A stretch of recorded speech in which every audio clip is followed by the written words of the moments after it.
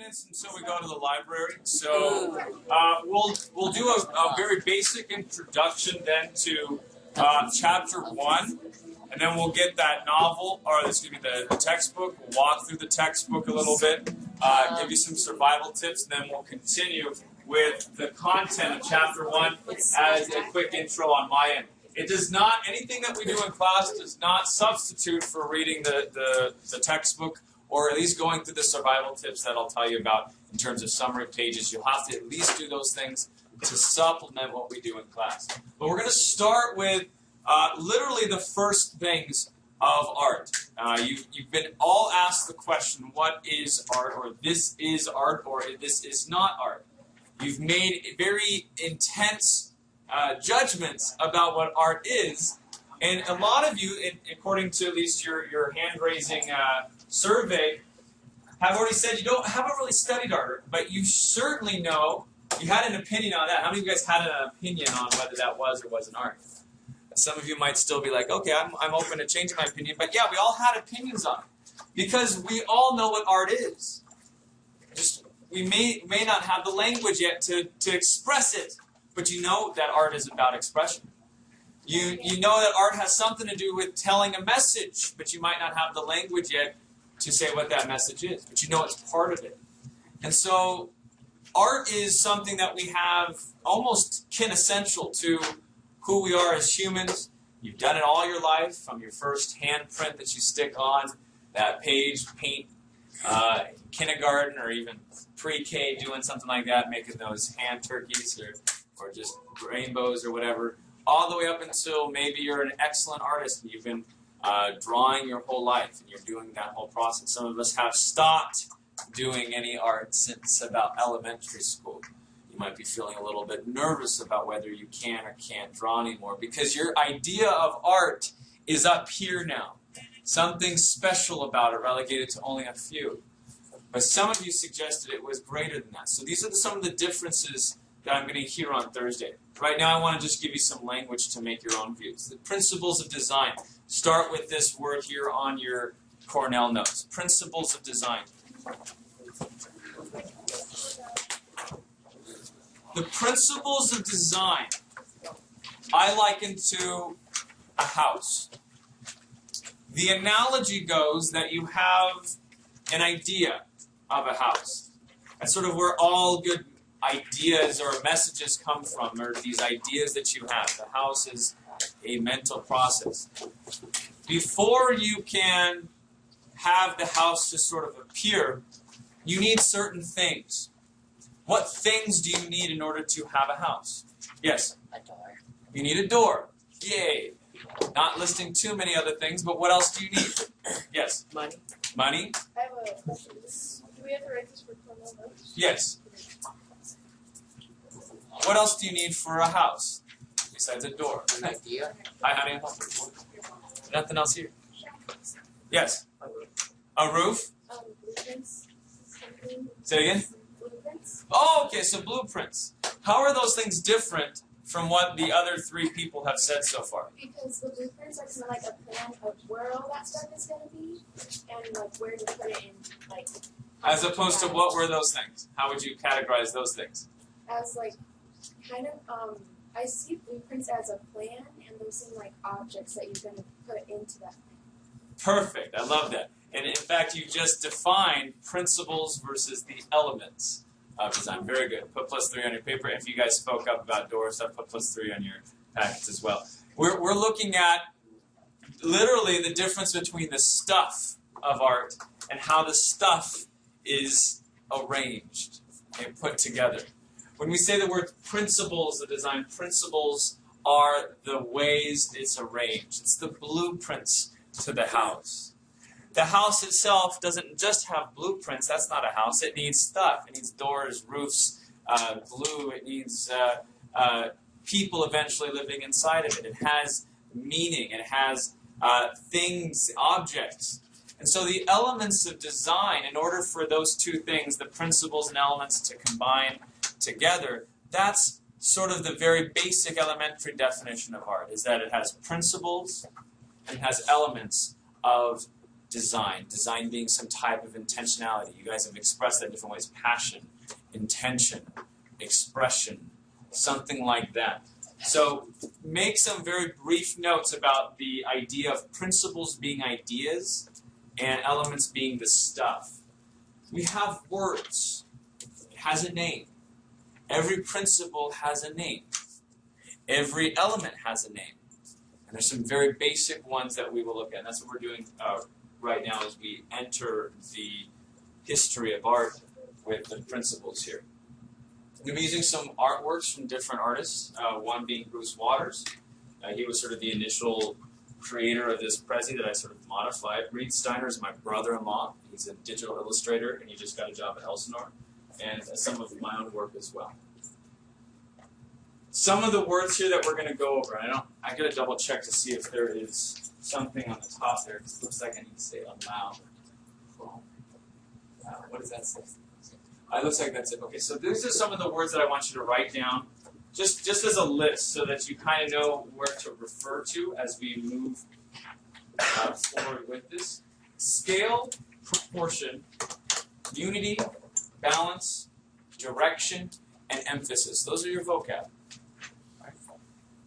So just write them down so that you're thinking about what each one of those words means. And as you write it, I want you to try and define them yourself, just in your head. You don't have to write the definitions yet. We're going to do that together.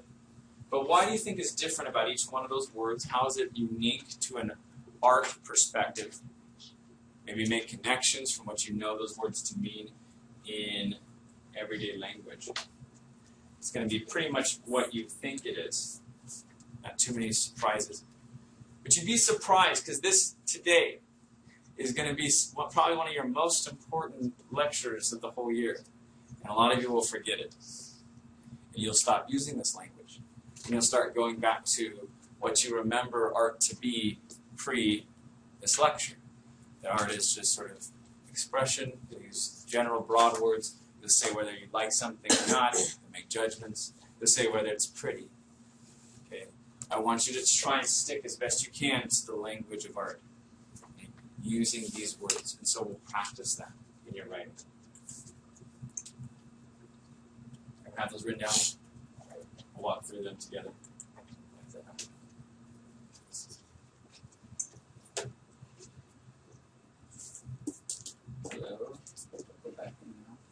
There we go. Boom. All right.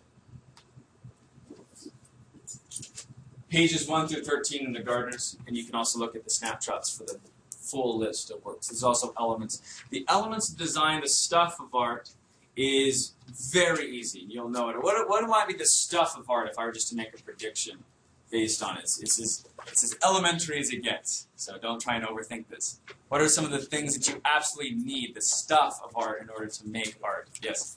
An idea? Okay, an idea is actual concrete stuff. The idea. So it's not quite what I'm looking for, but that's absolutely, you definitely need an idea. That's the start of everything. Yeah? Some kind of starting point, like a canvas. Okay, so you need medium, so media. So not just the art making process. I'm thinking about now, what after you have that, now what are you going to put on that media? Yes? Shapes. Okay, so there's the big one. Shapes. We all know shapes, right? You've known those your whole life. What else? Yes? Emotion. Emotion. Now, is emotion a concrete stuff? No. It feels that way sometimes when we feel things, but I'm thinking things like shapes. What else? Paint. Paint is like the art-making thing for sure, but what ideas or elements, I should say, elements of paint, why do we use different types of paints? I'm thinking of, again, the stuff that you would use for it. Yes? Color. Color. So there's the big. So there's the big. So you know what I'm talking about. I'm talking about shape. I'm talking about color. I'm talking about other things as well. We'll talk about lines and forms and all that kind of stuff. So that's what we're going to go through. Is everyone familiar with the MARCS that I talked about yesterday? Do you want me to go over that again real quick? I don't think I even really talked about a whole lot. MARCS. So go ahead and write this down too, because this is an acronym to help you write about art. Be thinking about this as well, and I'll show you where you're going to plug in the principles and elements of design when you write about art. The message, okay, M. If you were to write a movie poster, and design movie posters. All that is composition, all that is art, right?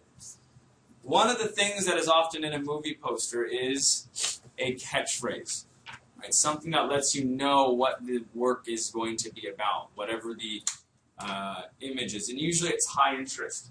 That's what I want your M to be. When you start your body paragraph, I want you to make the best intro sort of summary of what an artwork is supposed to be or mean.